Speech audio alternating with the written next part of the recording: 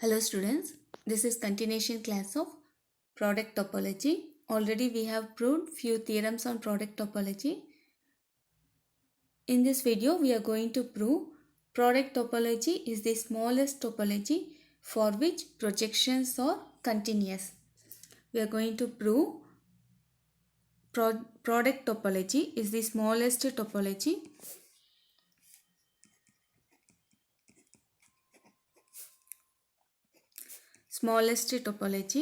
for which projections are continuous.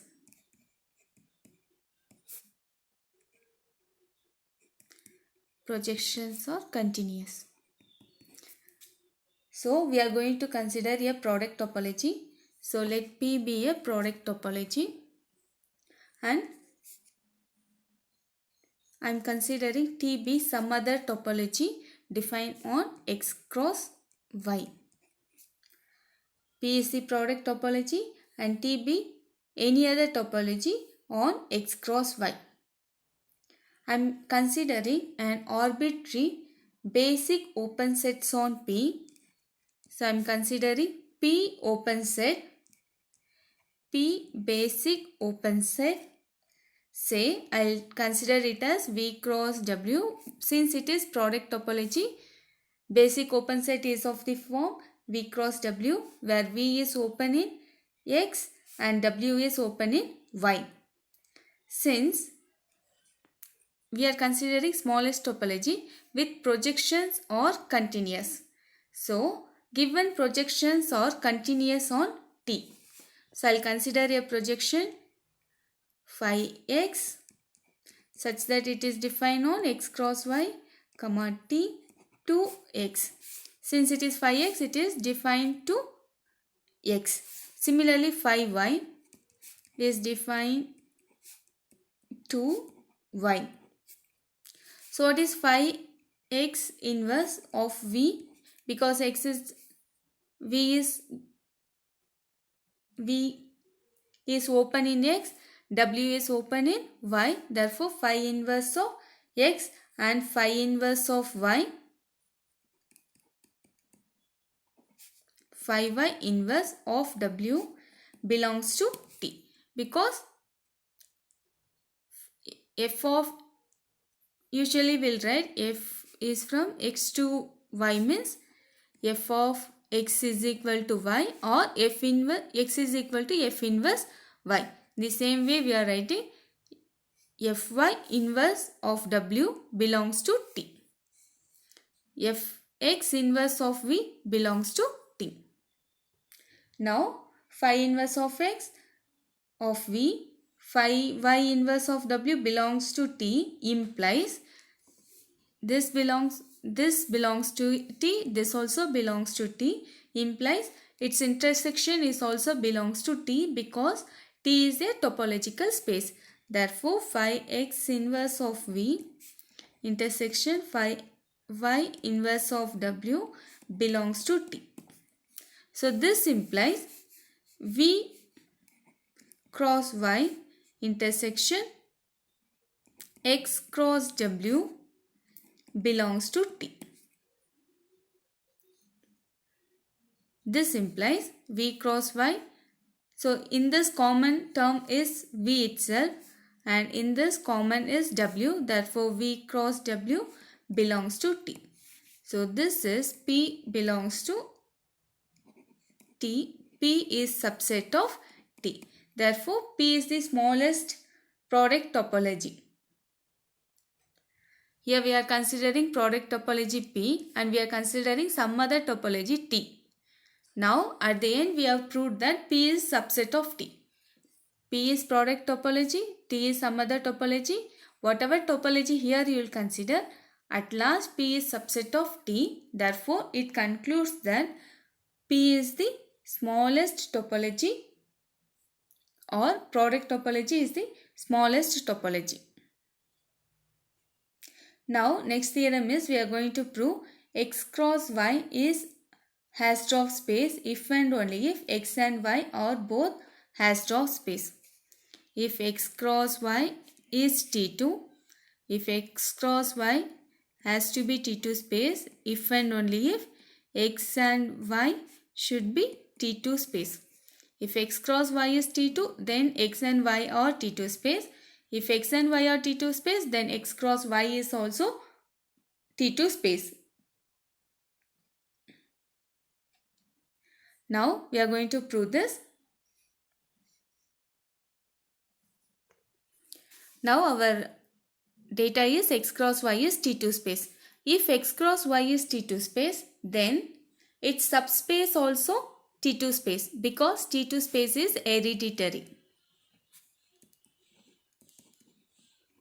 Since T2 space is hereditary, its subspace is also T2 space. Therefore, this implies x, a element in x cross y, and x cross y, a element in capital Y or T2 space.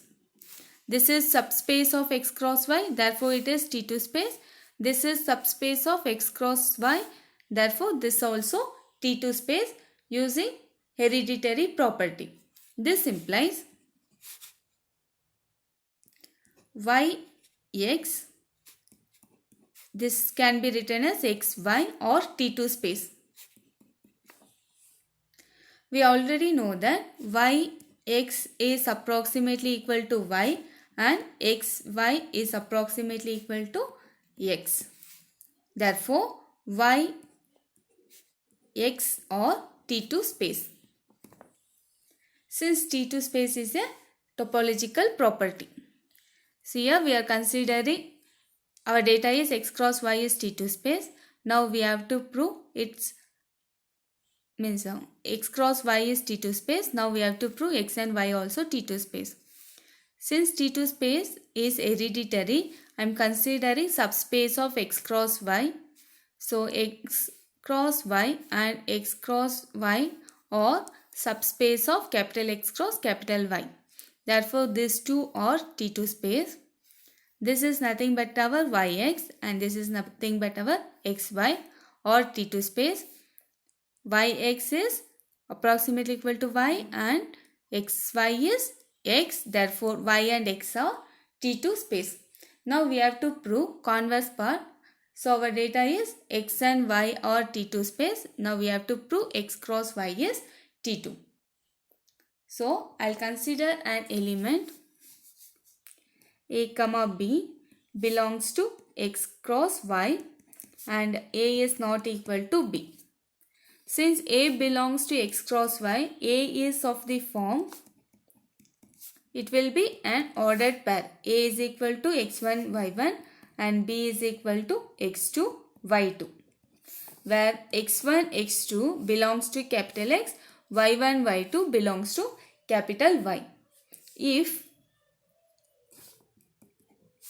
we are taking a is not equal to b, so if a is not equal to b means either x1 is not equal to x2 or y1 is not equal to y2 or both x1 and x2 does not equal to x2 and y2.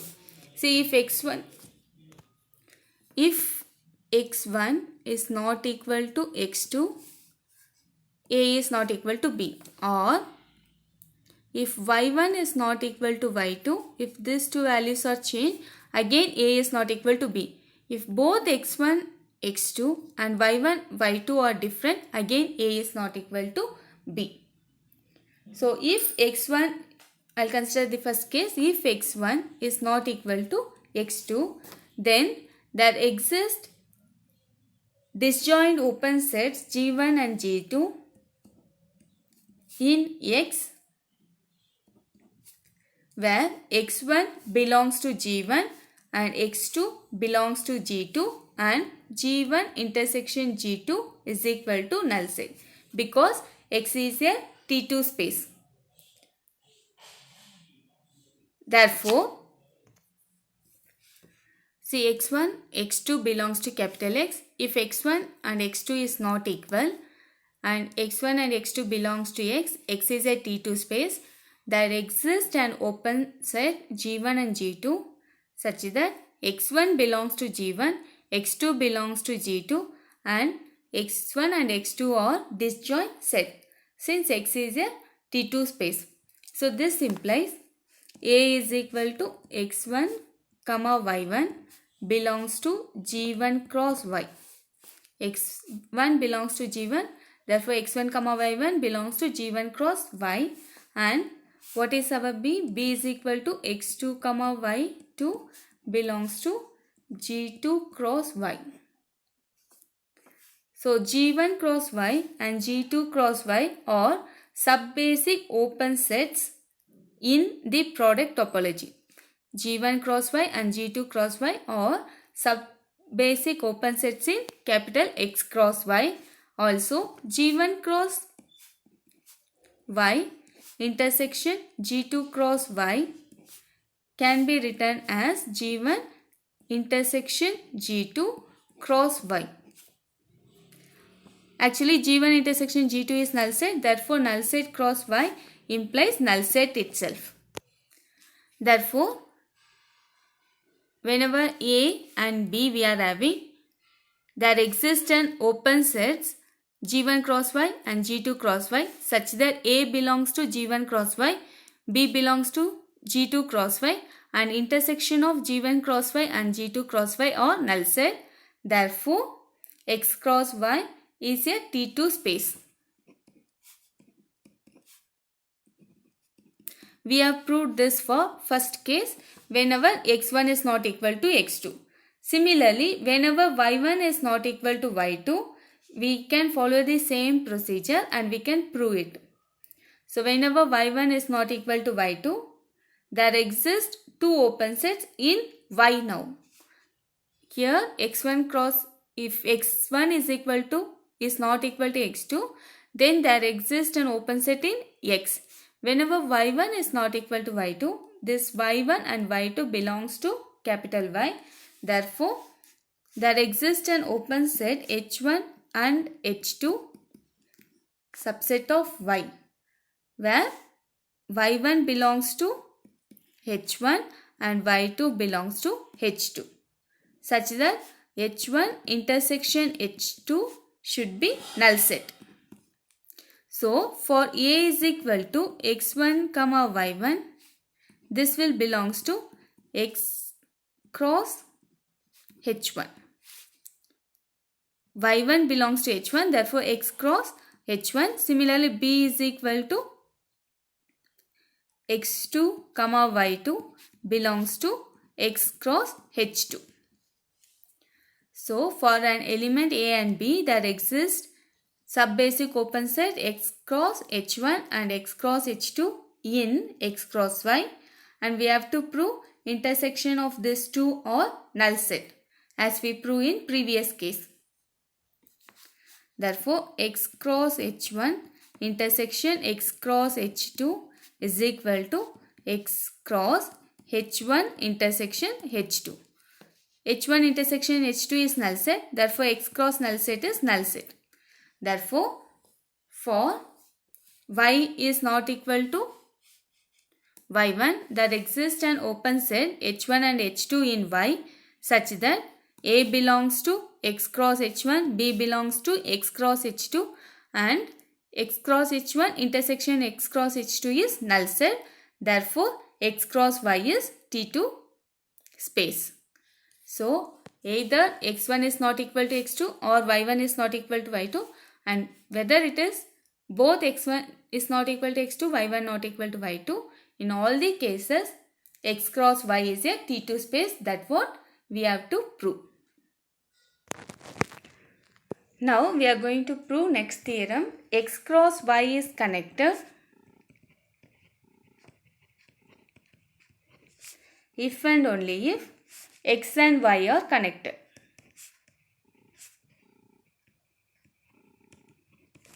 X cross y is connected if and only if x and y are connected. That's what we are going to prove now. So our data is x cross y is connected now. So first thing, x cross y is connected. We know that phi x cross y is on x. Similarly, phi y projection on y is x cross y on y, or continuous, because a continuous image of a connected space is connected. We are going to prove. We know that a continuous image of a connected space is connected.